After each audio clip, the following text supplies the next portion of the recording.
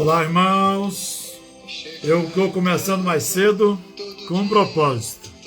Você que já chegou aí, convide alguém. Hoje nós vamos ter uma live muito especial. Nós vamos ter a pastora Geis, que ela vai nos ministrar um assunto que vai mexer com a nossa alma, vai mexer com o nosso coração.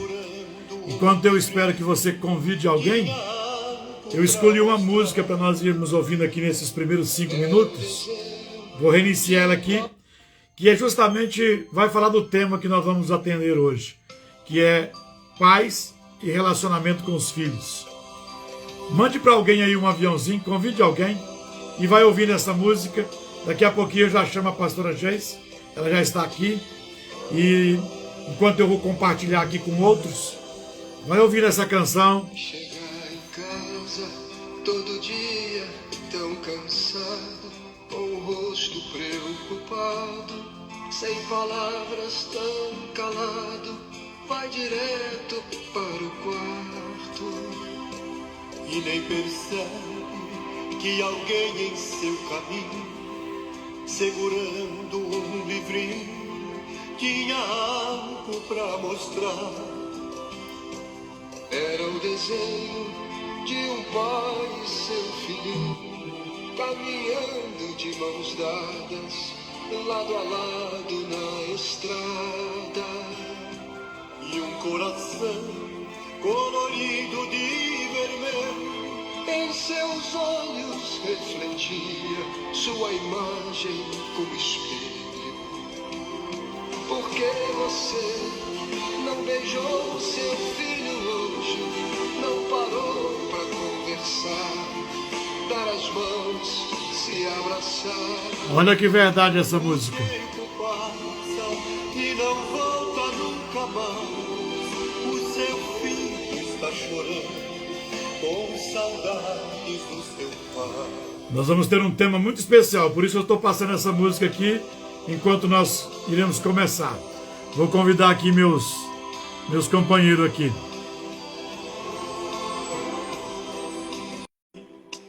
Adolescente revoltado e viciado, logo passa a traficar. E o pai reclama que vivia a trabalhar pra nada deixar faltar. Quem entrou aí? Pastora Geis ou João? Opa! Pastora Geis. Pastor João, te convidei aqui, não consegui. Vamos lá de novo. Boa noite. Oi, pastora. Boa noite. Deixa eu incluir o pastor João aqui também. Deu certo. Opa! O pastor Marcelo talvez não vá conseguir, ele está numa reunião na escola, mas nós já estamos aqui. Eu estou colocando essa música aqui, pastora Geis. É uma música que eu lembro que eu gosto muito do bispo Crivella. Ele tem muitas músicas que falam da família.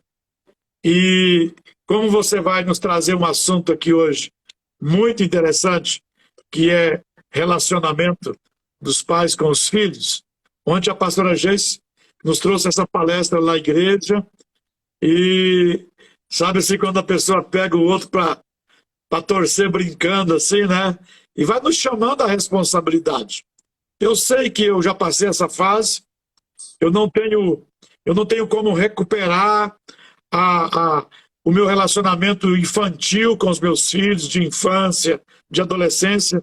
Meus filhos estão adultos, meu caçula tem 25 anos, mas é um assunto tão atual que ele vai mexer com quem está gerando filhos e vai mexer com quem já gerou seus filhos. E pastor, por que ela é importante então para mim que já gerei os meus filhos? É porque eu vou ajudar os meus filhos a não errar com os meus netos. Pastor Geis, a palavra de ontem foi assim, então você foi uma maestrina ontem, falando com humor, com brincadeira, sorrindo, como você é sorridente.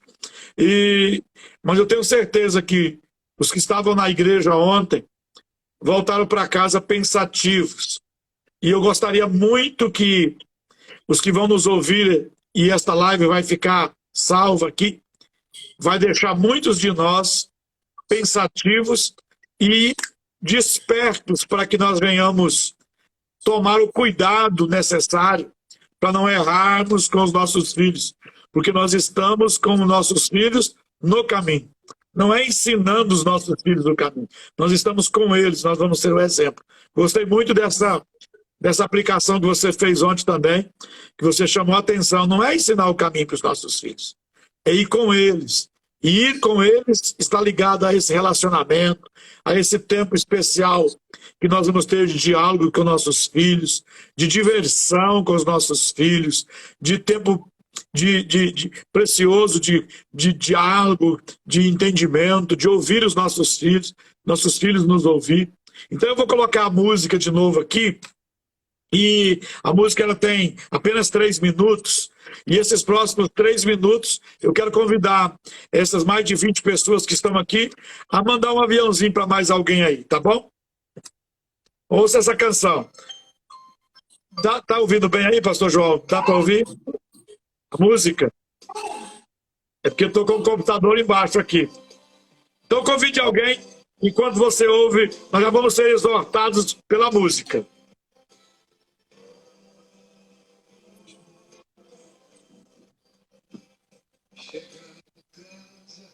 Todo dia, tão cansado. Conhecia essa música, pastora?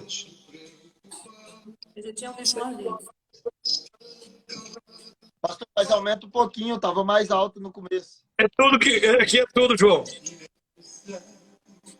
alguém em seu caminho, segurando um livrinho, tinha algo pra mostrar. Era o desenho de um pai e seu filho, caminhando de mãos dadas, lado a lado na estrada. Um coração colorido de vermelho, em seus olhos refletia sua imagem como espelho. Porque você não beijou seu filho, não parou para conversar, dar as mãos, se abraçar. O tempo passa e não volta nunca mais. O seu filho está chorando com saudades do seu pai. Enquanto você ouve essa música, convide alguém. Eu tenho certeza que Deus proporcionou esse dia hoje para tratarmos de um assunto muito sério conosco. Tão sozinho, o adolescente revoltado, que viciado logo passa a traficar. E o pai reclama que vivia a trabalhar, pra nada deixar faltar. Muito sério, né? O desenho que hoje tem para mostrar é seu retrato pendurar, com a palavra procurar. Meu Deus. E eu me pergunto se um pouco de amor não teria evitado tanta mágoa, tanta dor. Jesus. Porque você não beijou seu filho hoje, não parou para conversar, dar as mãos, se abraçar. Oh, Espírito Santo. E não volta nunca mais. O seu filho está chorando com saudades do seu pai. Porque você não beijou seu filho hoje, não parou para conversar, dar as mãos, se abraçar. O tempo passa e não volta nunca mais. O seu filho está chorando com saudade do seu pai. Irmãos, é difícil para quem fez errado ser exortado. Eu não me vem muita memória. Ontem, quando a pastora Geice estava ministrando a palavra, a gente viaja no tempo, a gente volta. Então me doeu muito, porque de tudo que a pastora Geice falou, até os 26 anos de idade, nada disso aconteceu comigo e a Fernanda. E com o Bruno e a Bruna, também não foi correto. Deixei muito a desejar. Graças a Deus, eu tenho comunhão com os meus filhos. Esta música está mostrando de alguém que perdeu a comunhão com os filhos e perdeu os filhos para as drogas, perdeu os filhos para o tráfico. E isso remete a gente a lembrar de pessoas que conhecemos, famílias, homens de Deus como eu, que se intitulam pastores, que perdemos nossos filhos para as drogas, perdemos filhos para o tráfico, perdemos filhos para a prostituição, perdemos os filhos para a mentira, enfim, para a corrupção, perdemos nossos filhos para o mundo. E aonde está o erro? Aonde que está a culpa? Eu tenho encontrado homens de Deus como eu, que não sabem como reverter.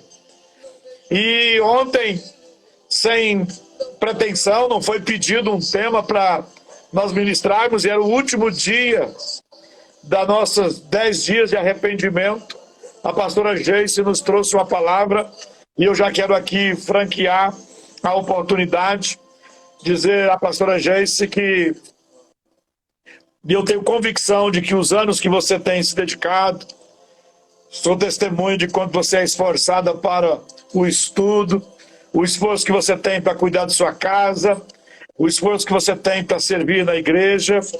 E eu sou, apesar de que eu brinco muito com você, né, e pego muito no seu pé, mas eu acho que você já descobriu que é pelo tanto que eu gosto de você, o tanto que eu te amo a sua família, amo seus filhos, e você tem sido um resultado positivo de vermos que é possível nós crescermos em lugares pequenos, que é possível nós nos destacarmos em lugares ofuscados. Nós estamos aqui no meio do mundo, em um lugar onde o grande centro, nós não estamos acessados aos grandes centros, nem aos grandes homens, nem aos grandes ministérios, mas Deus tem cuidado de nós e te despertou para o conhecimento que você tem. Eu queria aqui também ser grato pela vida do pastor João, que está conosco aqui nessa tarefa há muitos anos e vai continuar. Mas eu queria agora franquear a pastora Geice, a se apresentar. Pastora Geice, eu vou fazer uma apresentação, mas quanto ao seu currículo, a sua formação, a sua profissão, a sua vida, eu queria que você mesmo se apresentasse. A pastora Geice congrega comigo, nós estamos juntos aqui há 20 anos, eu celebrei o seu casamento, vi o andamento do seu casamento, apresentei os seus 3 filhos na igreja, hoje ela tem o seu primogênito com 12 anos, e eu tenho orgulho de ser o pastor dele. Ele é um menino com 12 anos e tem 12 leituras da Bíblia. Eu sei o quanto... 11 anos e 12 leituras da Bíblia. Eu sei que ele vai ser um grande homem de Deus. Um dia e não vai demorar muito, nós vamos ter que sentar para ouvir Bíblia dele e ensinamentos dele. E a pastora Geice serve conosco aqui, esposa do pastor Albervan, e é uma das pastoras auxiliares aqui no ministério, que tem uma formação em psicologia, neuropsicologia e alguma coisa mais. Por favor, pastora Geice, tenha liberdade e nos ministre esta noite. Amém. Obrigada. A música tá razoável aí, pastor João? Pode deixar? Bispo, se tirar, fica melhor para ouvir. E a gente está falando... Ok, então já está tirada. Já tá tirada. É um Ok, medo, pastora... É um medo. Pastora Geice, por favor. Amém. Boa noite a todos, a todas. Então, eu me chamo Geice, estou já na casa de oração, já tem quase 6 meses, 20 anos, eu e o bispo e essa galera toda junta. Eu sou formada, minha primeira formação é pedagogia, aí eu fiz psicopedagogia, depois eu fiz neuropsicopedagogia, agora psicologia E estou começando agora, no mês de outubro, uma outra formação, uma outra especialização, que é neuropsicologia. Tem Amém. vários cursos na área, e eu brinco que eu falo que tem uns 40, 50, 60 cursos na área das educações especiais, das deficiências, dos transtornos, das altas habilidades. Então, a minha ideia é essa mesmo. Tenho vários cursos na área da neurociências e estudo muito, gosto muito de estudar o cérebro, nossos pensamentos, emoções. E eu comecei ontem falando assim que toda a minha vida eu pensei e trabalhei com relação à criança, né? E quando o pastor Jovenilson me deu a oportunidade ontem para ministrar na igreja, eu fiquei pensando, o que eu vou falar se eu não vou falar sobre filhos, sobre criança? E é uma coisa, um assunto que eu tenho me dedicado a estudar. Faz alguns anos o bispo falou assim, se você acha que o seu ministério é algo, não fique atirando para todos os lados. Foque naquilo, compre livros, ouça vídeos, aquilo que você acha que Deus vai te usar. E sempre eu senti, desde criança, que eu tenho o meu lado espiritual, emocional, tudo é voltado para as crianças, né?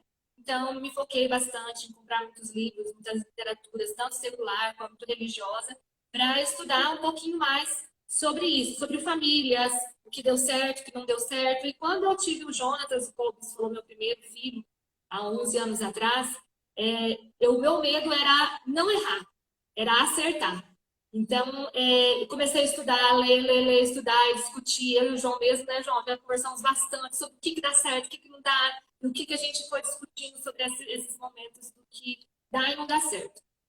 E cheguei a algumas conclusões. Mas esses dias eu escutando uma pregação do pastor Luiz Hermínio, que nos minutinhos que eu tenho folga de casa, do consultório e tudo, eu sempre paro para escutar aquelas pregações que são mais rápidas, de meia hora, 30 minutos, 40 minutos, e eu vou escutando enquanto eu estou fazendo alguma coisa em casa. E ele leu isso e algo despertou em mim. Eu brinquei com o bispo ontem. Ele lê, tudo que ele lê, ele vê finanças, dinheiro, prosperidade. E quando eu leio, eu consigo enxergar essa família.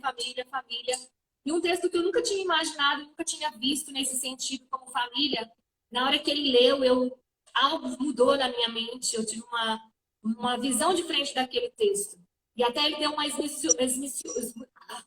explicou, esmiuçou ali e tal, de uma forma diferente também. Na hora eu entendi aquilo como família, serviu muito para mim. Como o bispo disse, né? Primeiro tem que servir para mim, né? E aí eu anotei, escrevi. Aí quando o pastor Jonas falou assim, eu falei, é isso que eu vou pregar. Então, quem está com a sua Bíblia, está em casa, pode abrir aí para mim, fazendo um favor, em Lucas 15, do versículo 8 ao 10. Eu vou ler para vocês aqui o que está escrito lá nesse dali. É uma parábola muito conhecida, e eu entendi de uma forma diferente. Aí ele começa assim. Ou qual a mulher que, tendo 10 dracmas, se perder uma dracma, não acende a candeia e varre a casa e busca com diligência até achar? E achando-a, convoca as amigas e as vizinhas, dizendo, alegrai-vos comigo, porque já achei a dracma perdida. Assim, vos digo que há alegria diante dos anjos de Deus por um pecador que se arrepende. E aí, logo em seguida, então, o Luiz Hermínio falou praticamente isso aqui que eu vou ler para vocês com palavras que eu fui colocando junto ali com a minha. E aí eu entendi assim, tudo que você vai ter, vai ser, vai fazer, está dentro de você. Todos nós já escutamos várias vezes que nós somos essa casa, né? Nós somos a casa, Deus é a morada, aquele processo todo. Nesse momento, eu quero que nós entendamos que essa casa também é esse espaço físico da nossa família, né? Nós somos essa casa. Tudo que nós precisamos ter, fazer, está aqui dentro. Não procure nada lá fora. Eu perdi tal coisa no caminho, no processo até eu chegar aqui, com tantos anos de caminhada de crente, eu perdi algumas coisas no caminho. Não. Tá tudo aqui dentro. A gente não perdeu nada lá fora. A dracma que nós perdemos, eu e você, nós perdemos normalmente aonde? Dentro de casa.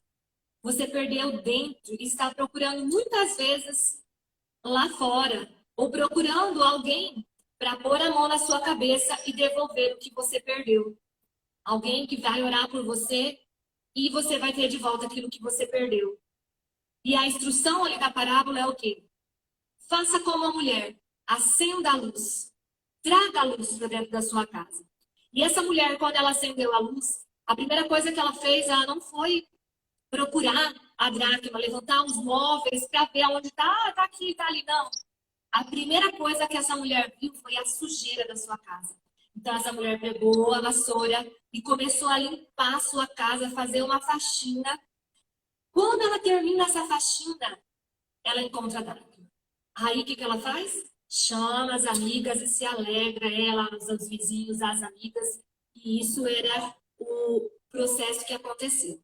Então, o que eu entendi nesse processo todo? Que as dracmas, o que são as dracmas? São os nossos filhos que Deus nos confiou. Cada um de nós, Deus nos deu dracmas, 1, 2, 3 filhos, 4 ou mais, que Deus nos confiou. Que muitas vezes nós perdemos essas dracmas. E nós não perdemos elas lá fora. Nós perdemos elas dentro de casa. Todas as vezes, não é às vezes, todas as vezes nós perdemos essa dracma dentro de casa. Mas muitas vezes nós não conseguimos ver que elas foram perdidas aqui dentro. A gente começa a achar desculpa, que eles foram perdidos lá fora. Foi um amigo, foi isso, foi aquilo que levou o meu filho, a minha filha a se perder. E na realidade, não. Quando nós trazemos essa luz, acendemos essa luz, como normalmente a gente fala, essa luz é Deus, o Espírito Santo. Quando nós trazemos essa luz, essa presença de Deus no meio da nossa casa, nós vamos começar a perceber e a entender que a nossa casa está suja. Aconteceu alguma coisa nesse processo que não foi boa. Nós erramos, como o Bispo falou, nós erramos, nós falhamos. E por isso, nós a perdemos ali dentro de casa mesmo. E eu falei bastante ontem sobre isso, que a maior chave para guardar um filho é o relacionamento, é a amizade. Então, igual eu falei ontem, durante muitos anos eu busquei, li, comprei vários livros, comecei a estudar. E pensar, poxa vida, eu conheço tantos homens de ver, de perceber, de estar perto, de longe, que a gente vai lendo livros e histórias. Alguns tinham histórias bem-sucedidas, que os filhos permaneceram, mas outros não. E eu ficava, eu e meu esposo, Alberman, questionando, mas por que o dele deu certo? Por que esse não deu certo? E eu comecei a estudar, e um dia eu comprei um livro que eu ainda não achei, eu acredito que eu emprestei ele para alguém mesmo, eu tenho que começar a anotar os livros que ele presta. E aí, eu peguei e li aquele livro, eu falei, achei a chave que faltava. O que faltou em muitos dos lares de pastores, cristãos normais, irmãos normais, foi a amizade, o relacionamento. E aí eu falei comigo, Deus, eu quero então que o Senhor me prove isso à luz da Bíblia, que isso é a chave para dar certo na plantação da minha lavoura, na vida dos meus filhos. Eu quero que o Senhor me mostre então que isso é a chave. E comecei a estudar vários homens da Bíblia, várias pessoas da Bíblia, e comecei lá. O primeiro que eu achei, que eu falei para todo mundo lá ontem, foi Caim. Caim chega ao ponto de, eu coloquei assim, Caim não teve um relacionamento com o pai, por isso ele chegou ao crime. Se ele tivesse, ele teria aberto o seu coração e contado para o seu pai os desejos com relação ao seu irmão. E aí ontem, conversando lá, eu expliquei o seguinte, a Bíblia fala, o bispo até frisou isso ontem, que o semblante dele se caiu quando o irmão foi recebido a oferta e o dele não. Mas onde estava o pai? O que esse pai estava fazendo que não percebeu que seu filho tinha mudado a sua feição, o seu jeito de ser? Talvez ele era uma pessoa sorridente ou mais trabalhadora, ficou um pouco mais reservado. O que aconteceu com esse filho que o pai não percebeu? E aonde esse pai, essa mãe estavam, que eles não perceberam nada. Mas esse relacionamento não se quebrou, não se acabou ali. Porque se ele tivesse esse relacionamento com o pai, ele teria conseguido abrir o coração. Pai, poxa vida, olha, Abel recebeu. Por que Deus não recebeu o meu? O que está acontecendo? Eu expliquei que em casa todo mundo tem... Eu tenho os 3 meninos, né? Tenho 3 meninos de idade de 4 anos de diferença um do outro. E tudo eles vêm contar. O seu também é assim, pastor João? Tudo eles vêm contar? Mãe, fulano, mãe, pai, não sei as quantas, eu pegou minhas coisas, fez assim. E onde que estava esse relacionamento que não aconteceu entre o pai de Caim? Aonde esse pai estava no processo, na caminhada, que não gerou essa intimidade, esse relacionamento com esse filho, ao ponto do filho conseguir abrir o coração de algo que o frustrou, que deixou ele triste? Aonde estava? E aí eu comecei a procurar outros homens na Bíblia. E aí, esse tempo atrás, o pastor Marcelo estava pregando sobre José e tal, e falando, e a gente sempre fala muito de José, que José era fofoqueiro, aquela coisa toda. Mas aí eu pensei uma coisa. Olha só, José tinha um relacionamento muito bom, muito firme, alicerçado ali com seu pai, uma amizade. Porque José não só contava o que acontecia com os irmãos, como os meus filhos também fazem, quando dão aquelas briguinhas, né? Pegou tal coisa. Mas José, ele sonhava. E não, assim que ele acordava, ele corria falar para o pai: pai, eu sonhei com tal coisa. Hoje eu sonhei com isso. Hoje eu sonhei com aquilo, pai. E o pai conhecia o coração de José. Porque havia um relacionamento. Até falei sobre a questão dos irmãos de José. Que às vezes o pai também falhou nesse processo de não ter esses outros relacionamentos com os outros filhos. Ao ponto que às vezes o filho, os demais filhos, não tinham essa conversa, esse momento com o pai. Mas talvez o pai dava liberdade, mas às vezes eles não tiveram esse momento. Não dá para saber. Mas eu peguei José ali porque você vê que havia uma intimidade entre José e o pai. José contava o que acontecia. Olha, pai, o fulano lá implicou comigo hoje. Eu fui cuidar das ovelhas e o fulano implicou comigo. Eu que tenho 3 filhos, às vezes não acho assim, eu sei que é só um pouquinho, eu falo pra eles, vão resolver. Mas pra gente que tem os filhos, às vezes a gente acha normal, né? Tá me contando o que aconteceu do lado do outro. E você resolve entre os 3 aqui e o negócio continua, a vida vai seguindo. Mas com José ele não contava só essas fofocas, ele contava os desejos, os sonhos do seu coração. Pai, olha, aconteceu isso. E a Bíblia conta pedaços, fragmentos. Mas eu começo a imaginar, depois disso, como era o relacionamento dele. Ao ponto que quando a gente vai estudar sobre José, vai vendo a história de José mais pra frente, você vê que José tinha várias línguas, conhecia, era um homem culto. Então, eu acredito que José e seu pai não só compartilhavam os sonhos nesses momentos, mas José e seu pai compartilhavam os conhecimentos. Igual esses dias atrás, o Jonas, né? Ele gosta muito de ciência, essas coisas. Mãe, você sabia que o planeta agora é falar? Então, eu acredito que nesses momentos aconteciam na casa com José. A cada descoberta, a cada conhecimento, havia um relacionamento entre José e o pai. Para que ele pudesse conhecer o coração de José, orar por José. Então, ele entendia, a Bíblia diz que ele entendia o que estava acontecendo e temia no seu coração, às vezes, os sonhos de José. Porque ele já conhecia, ele sabia quem era José de verdade. Ele não conhecia o filho só de conhecer artificialmente. Ele conhecia o filho mesmo pela vontade ali, de todos os desejos do filho. E aí eu encontrei outra pessoa, chamada João Batista, que teve pais, eu falei assim, que ele teve pais presentes e que souberam direcionar os seus filhos. Esse filho, porque além dos pais dele serem presentes, o bispo sempre fala, e muitos que passam na igreja falam que os filhos são como flechas. Por isso que eu coloquei aqui direcionar os filhos. Porque além dele ter esse relacionamento com o filho, ele soube dizer ao filho, esse é o caminho. Você tem um propósito e você não desvia desse propósito. Em nenhum minuto, João Batista desviou do propósito. A gente não acha uma falha nesse processo de João Batista de querer fugir do propósito ou de errar no caminho do propósito. Ele esteve firme. Aí eu falei assim, muitas vezes as pessoas falam assim, não, gente, mas também o anjo apareceu. Se o anjo aparecesse para mim, é claro que eu ia acertar o propósito dos meus filhos, ia direcionar meus filhos muito bem, né? Se o anjo aparecesse, claro que eu ia fazer isso bem. Aí eu lembrei que existia um outro homem na Bíblia chamado Sansão, que um anjo também apareceu aos seus pais. Deu um propósito, um direcionamento para aquela criança. Mas ele não conseguiu chegar até o final. Alguma coisa na construção dessa criança não funcionou. Relacionamento, o que foi? Não sei. Mas ele não conseguiu cumprir o propósito que Deus tinha estabelecido para ele. E alguma coisa aconteceu nesse percurso. Então, quer dizer que se eu receber um anjo, não muda nada eu saber direcionar o meu filho no propósito. Há algo mais. E nisso tudo, Deus começou a falar comigo novamente sobre você ter realmente esse relacionamento, você ter essa cumplicidade, andar com seu filho no caminho. Muitas vezes a gente fala assim, né? Ensina o caminho para o menino, ensina o seu filho o caminho que ele deve andar. E eu entendo assim, igual o bispo falou, eu acredito que a gente não tem que ensinar o caminho. Porque se você mostra, você está apontando o caminho. Mas você tem que andar, segurar com ele pela mão e você mostrar o caminho andando com ele pela mão.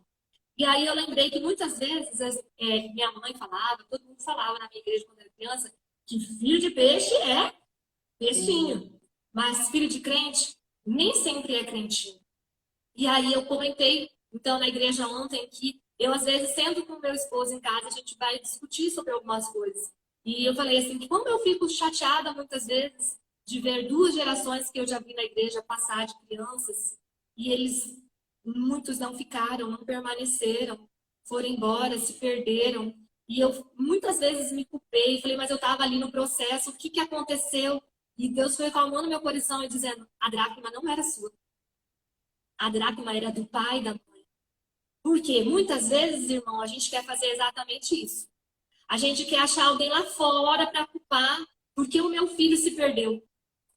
E o problema não está em quem fez meu filho se perder, o problema está dentro de casa. Deus não confiou a vida do meu filho, dos meus 3 filhos, nem para o pastor João, nem para o bispo. Deus confiou essas dracmas para mim. Se alguma coisa aconteceu no processo, a sujeira estava aqui dentro de casa. E aí eu lembrei que na Bíblia diz assim, ó, que ele vai pedir contas de mim, dos meus filhos. E como será difícil eu chegar diante de Deus e falar, olha aqui, Senhor, cadê os meus filhos? E muitos pais me justificam assim muitas vezes. Ah, gente, ó, enquanto ele era criança, eu ia fazendo ele ir para a igreja na marra, na força, não sei das quantas, mas ele não queria muito ir. E aí, quando ele completou uma idade já sabia, já conhecia a vida, já sabia o que fazer na vida, ele seguiu a vida dele. Agora ele é responsável pela vida dele. E muitas vezes eu escutei isso. E o que às vezes eu percebo? Expliquei desse exemplo lá na igreja ontem. Faço a comparação assim. Quando alguém chega numa festa, um aniversário, alguma coisa, a primeira coisa que a gente faz é o quê? Procurar o que fazer com os meninos. Porque eles brincam para quieto e a gente faz o quê? Vamos ver se tem um lugar para esses meninos brincarem, sei das quantas, e já se livra dos filhos. E quando acontece quando nós vamos na igreja? É a mesma coisa. Nós sempre procuramos um lugar para deixar os meninos para a gente conseguir cultuar. Na nossa igreja a gente não tem mais a sala das crianças. E aí o que acontece? Muitas vezes eles estão ali, mas eles estão ali só com o corpo físico. Porque o pensamento, a atenção deles não está ali. Eles estão mexendo no celular, assistindo desenho. Eu falei que muitas vezes eu já troquei de lugar com meu esposo. Eu falava, não posso endemoniar, não posso ficar brava, Jesus. Vamos trocar de lugar, Albervão, vamos trocar de lugar, senão não vou prestar atenção no culto aqui. E eu sentar em outro lugar porque a criança, enquanto o culto está acontecendo, ele está jogando joguinho. Jogando joguinho. O outro estão brincando. Leva carrinho, as coisas. Às vezes, eu também, já no começo, pensava, mas será que não é radical demais não deixar eles brincar no culto? Mas aí, Deus começou a trazer no meu coração esse entendimento, luz ao meu coração, que é o que a gente falou nessa parábola ali. Trazer luz para minha casa, para o meu coração.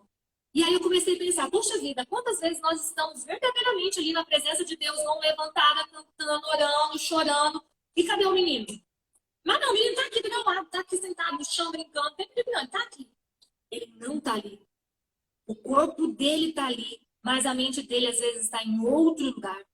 O coração dele, o propósito dele está em outro lugar. Ele não está ali.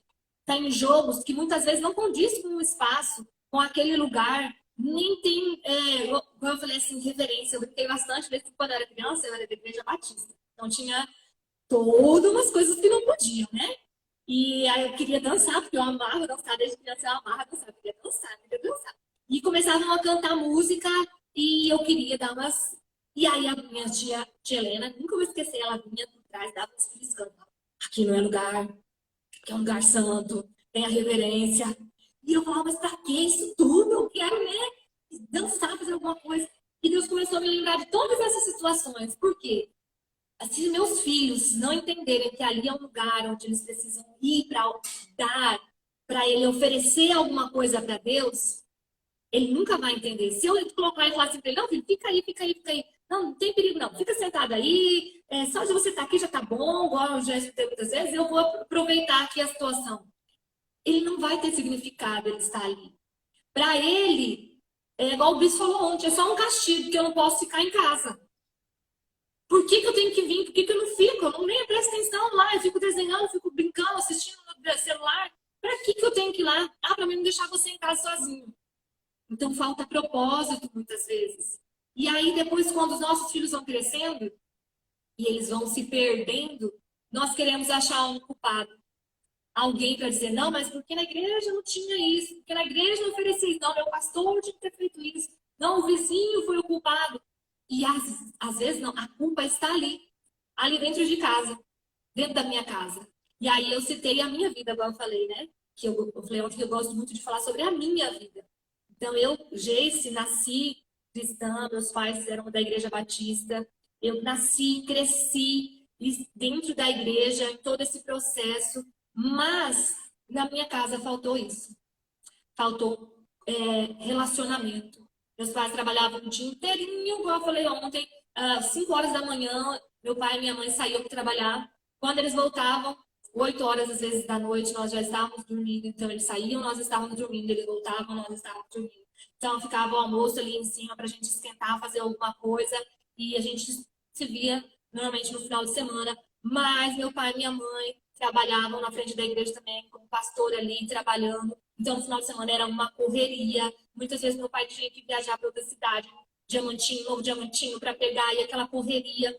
E às vezes a gente ia com meu pai, às vezes a gente ficava em Cuiabá, em Várzea Grande, na sede. E era aquela coisa, a gente não tinha esse momento para conversar. E aí eu brinquei bastante, falei assim, que era engraçado, porque aí que chegava na igreja, meu pai sempre, minha mãe, muito prestativo com os membros, marcavam um dia à noite para ir na casa do meu irmão que estava passando por um problema, com um filho, no casamento. E eles iam mesmo, para conversar, aconselhar. E eu olhava aquilo e eu ficava muito chateada, porque eles gastavam, investiam esse tempo para cuidar da família dos outros, mas nós em casa nunca tivemos. E aí eu falei para eles assim, que hoje meus pais moram mais no sítio. E quantas vezes eu sento com meu pai e com a minha mãe no sítio lá, mas meu esposo, e vamos conversar sobre as coisas da vida. E eu falei esses tempos atrás para minha mãe, mãe do céu, você acredita que esses dias eu fui buscar na minha memória um dia, um único dia, que a senhora me levou num parquinho, numa praça, num parque de diversão, em algum lugar, e eu nunca encontrei esse dia. Esse dia nunca aconteceu. Porque durante a semana, minha mãe e meu pai estavam muito ocupados. No final de semana, meu pai e minha mãe também estavam muito ocupados com as coisas da igreja. E às vezes, muitas vezes a gente passava na frente de uma praça e eu queria estar ali, meu pai falava, vamos, meu pai, meu pai era muito mais rápido, ele era acelerado. Falava, vamos, a gente tem que ir para a igreja, ir a pé para a igreja longe. E nunca conseguimos parar para ter esse momento, estar ali comigo, com os meus irmãos. Isso não aconteceu.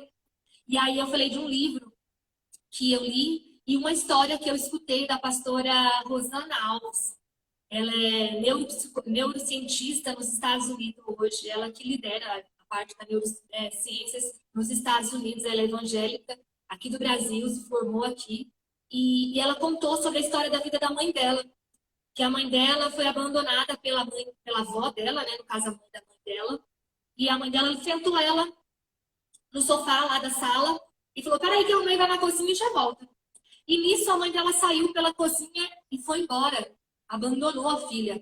A filha então se levanta e começa a procurar a mãe. Dá voltas e voltas e voltas na casa e não acha a mãe.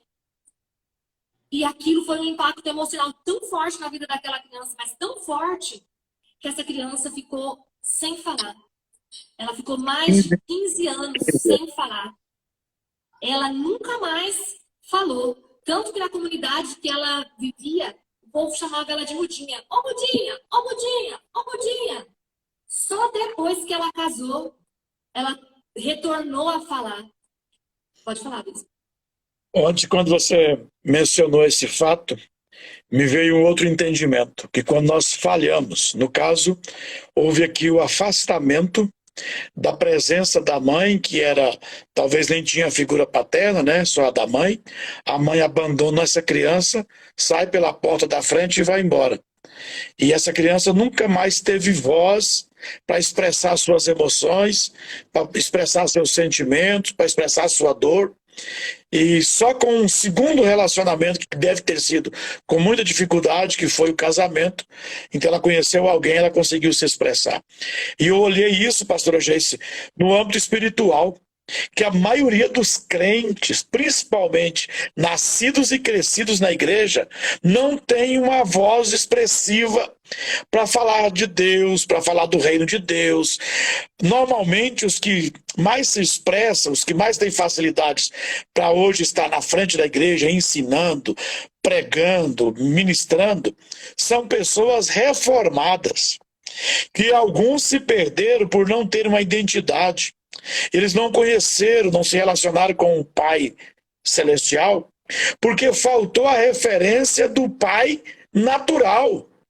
Porque no pai, o filho vai ver a segurança, a proteção, vai ver a identidade.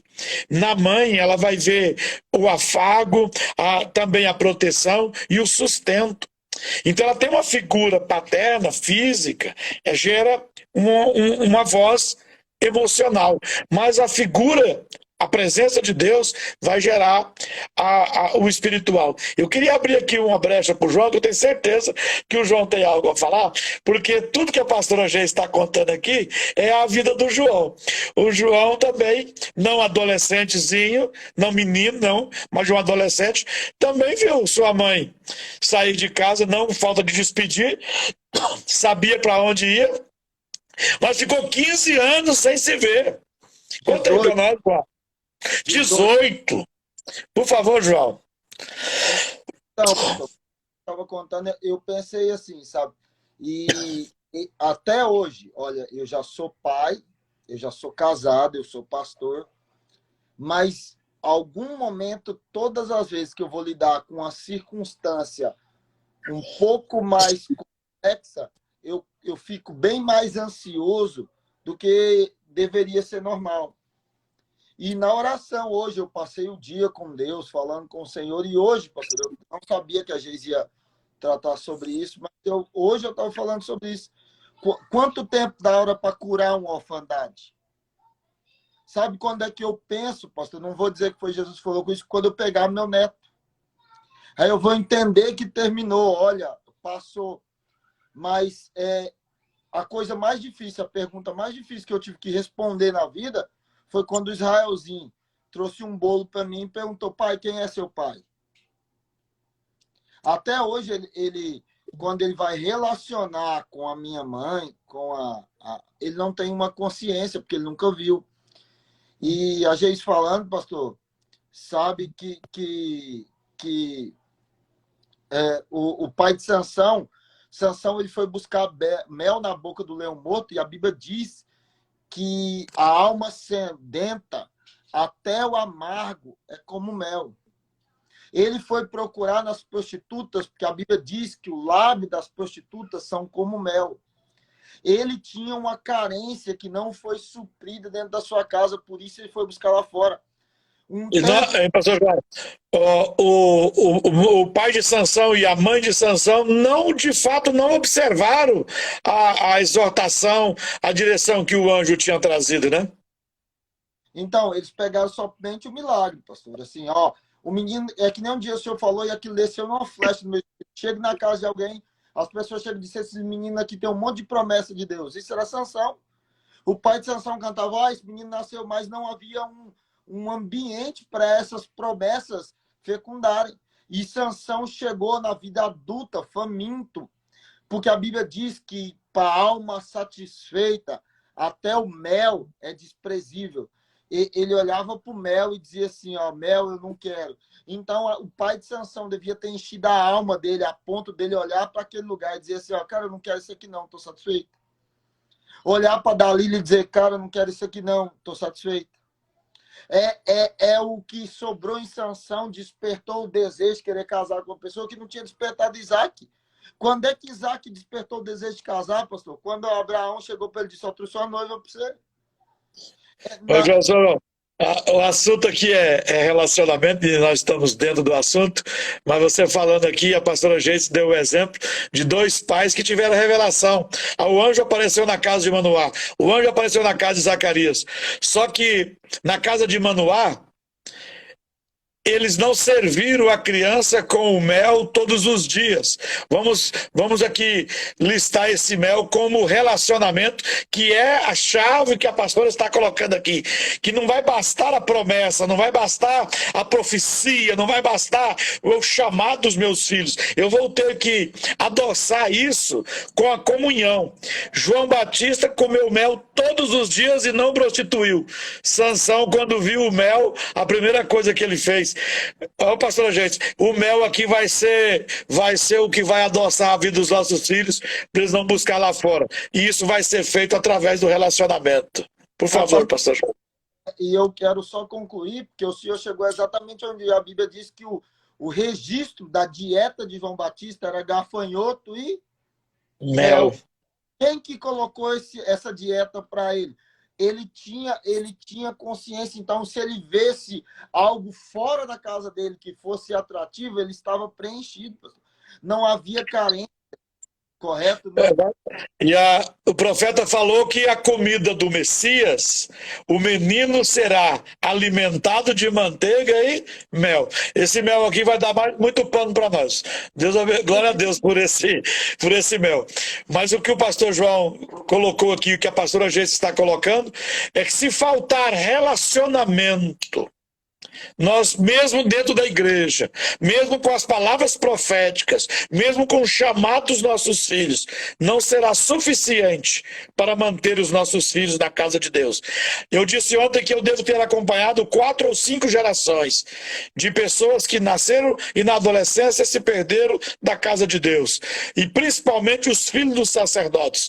Mas a chave aqui que a pastora Geice trouxe é que nós estamos perdendo os nossos filhos dentro da nossa casa. Nós perdemos dentro de nós perdemos o contato, o relacionamento, e nós temos lutado aqui na nossa comunidade para gerar famílias em que a prioridade, a pastora Geice mesmo é desincumbida de qualquer tarefa na igreja, ainda que ela sirva na igreja, mas a principal tarefa dela é gerar os filhos. Assim como a pastora Catiane, que é a esposa do pastor João, assim como as demais mães, nós temos uma prioridade. Nós não podemos falhar, porque se nós falharmos no relacionamento, a prostituta vai levar nossos filhos, o traficante vai levar nossos filhos, o ateísmo vai levar nossos filhos, o mundanismo vai levar nossos filhos, e nós vamos ficar perguntando, Deus, mas eles tinham promessa.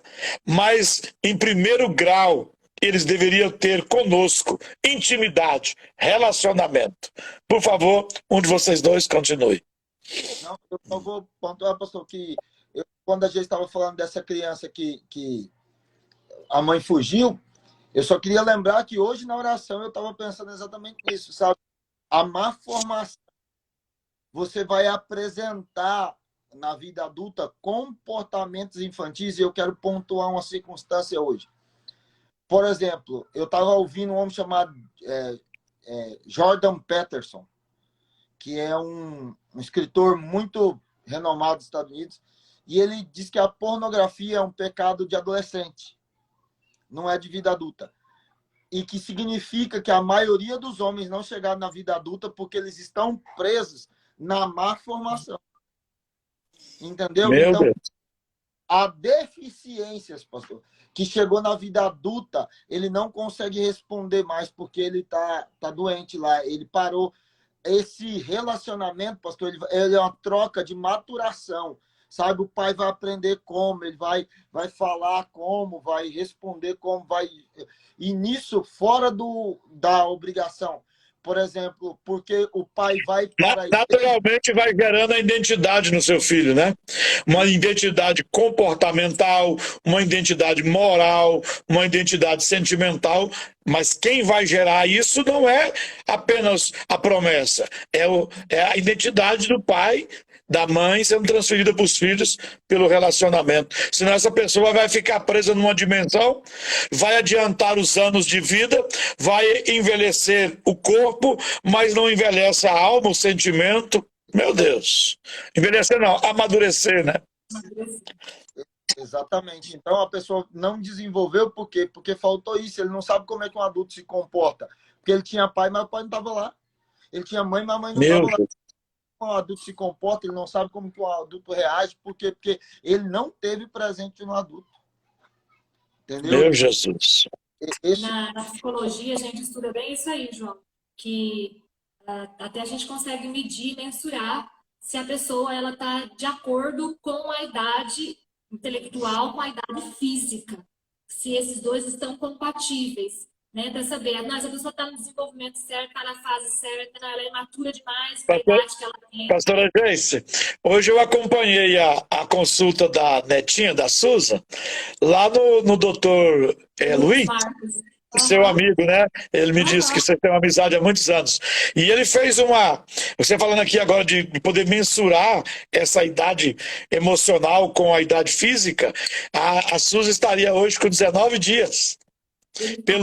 Pelo peso, pelo quanto ela se alimenta, pelo quanto ela cresceu e pelo quanto ela deveria estar.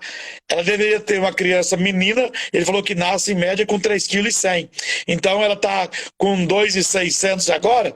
Aí ele fez essa mensuração lá, essa conta, e ela é aplicável aqui para o emocional, ela é aplicada para o espiritual, ela é aplicada para todas as áreas, né?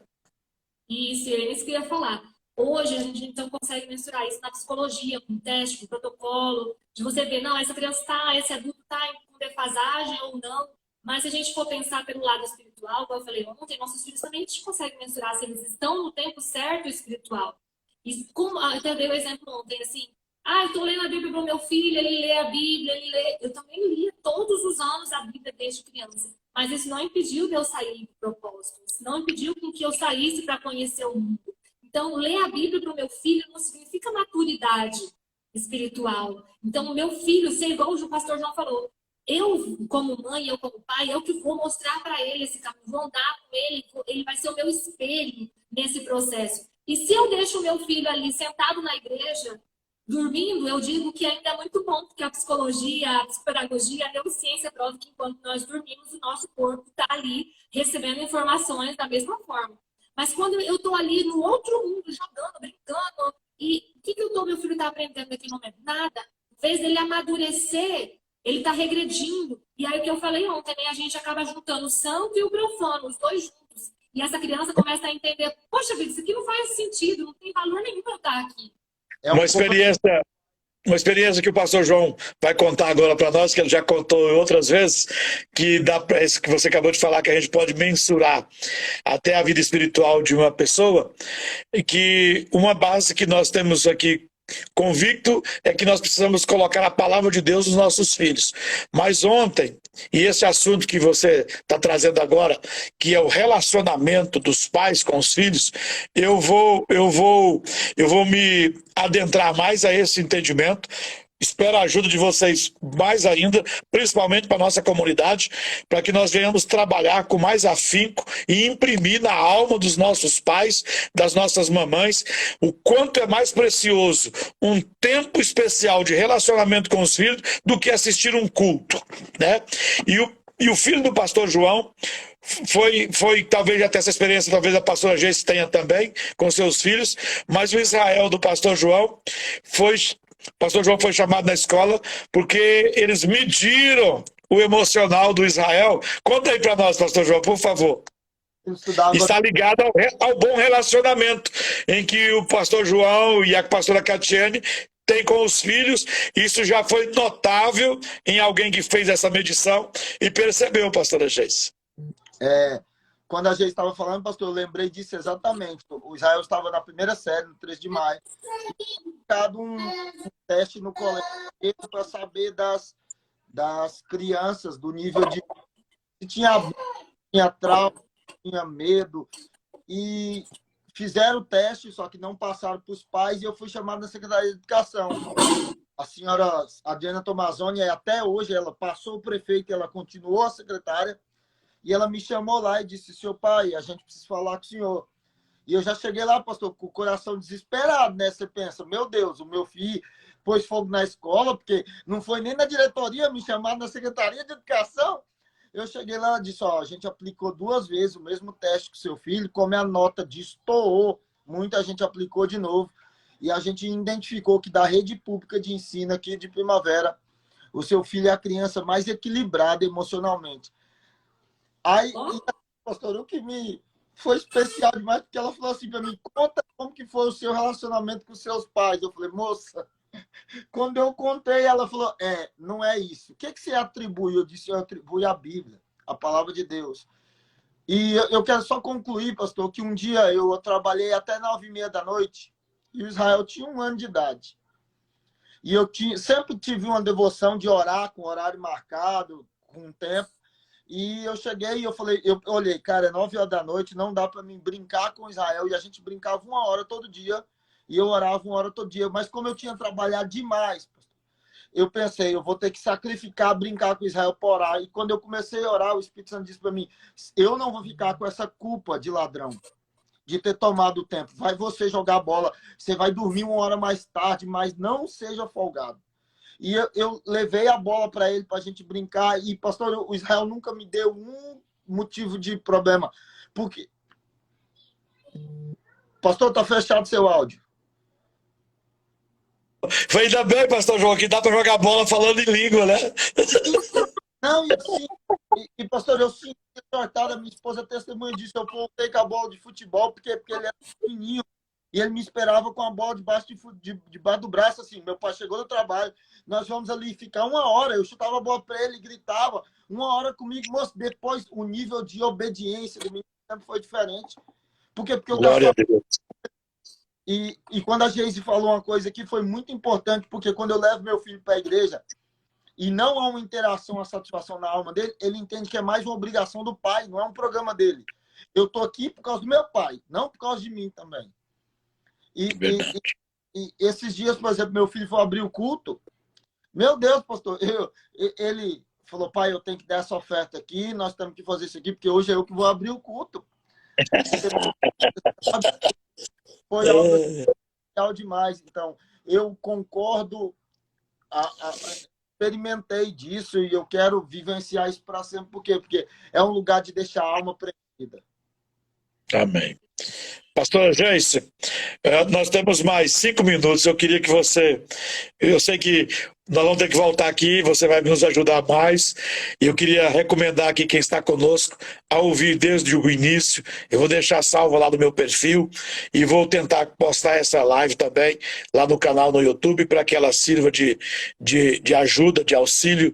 E nós vamos voltar aqui a tratar desse assunto nas próximas lives, porque você não conseguiu falar nem 5% do que você falou ontem, né? Tem muita coisa que nós precisamos entender sobre relacionamento, que nós não vamos ganhar os nossos filhos, nem para nós e nem para Deus, se nós não aplicarmos um relacionamento genuíno, verdadeiro, na nossa família. Eu estou aqui um pastor, que sou o pastor de vocês, e reconheço que eu não tive essa ajuda na criação dos meus filhos. Eu envolvi por muito tempo, de segunda a segunda, na igreja, e eu nunca gerei esse tempo especial de comunhão com os meus filhos.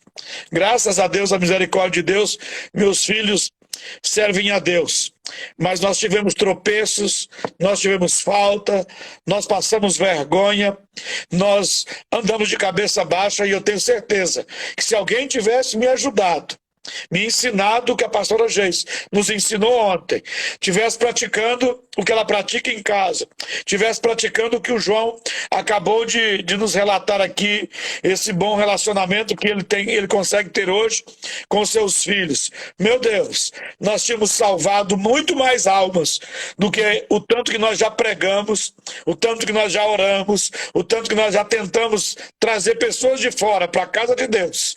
Se nós tivéssemos preservado os nossos, nascidos e crescidos da casa de Deus.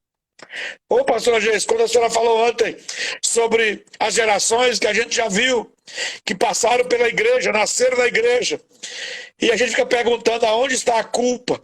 Os pais terceirizam a responsabilidade para a igreja, e a igreja se preocupa com outros pontos de conquista, de milagres e tantas outras coisas, principalmente prosperar, e esquece que a dracma mais preciosa não é a que está lá fora, foi a que já nos foi entregue internamente. Eu trago nos meus lombos, minha esposa trouxe no seu útero, e nós não podemos perder elas aqui. Então eu queria que você resumisse, que eu não quero que passe de 1 hora.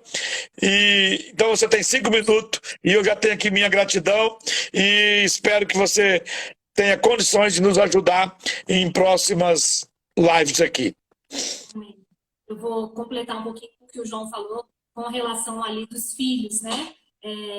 É bem nesse sentido mesmo. Esses tempos atrás aconteceu com Israel, o senhor até comentou lá na igreja, o senhor falando aí da gente estar sempre como igreja, voltados para outras atividades, outras coisas, curas, milagres.